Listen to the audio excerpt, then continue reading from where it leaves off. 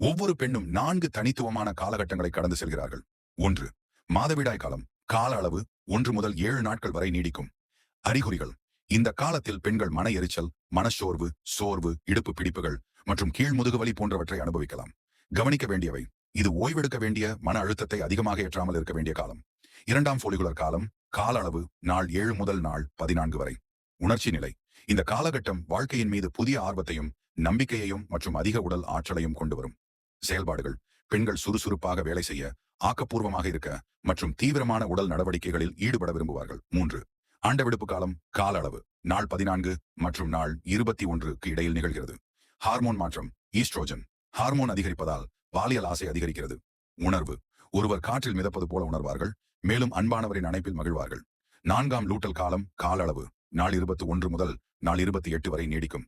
அறிகுறிகள். இந்த காலம் மாதவிடாய்க்கு முந்தைய நோய்க்குறிகளுக்காக குறிப்பிடத்தக்கது. ஆற்றல் அளவுகள் குறையும்.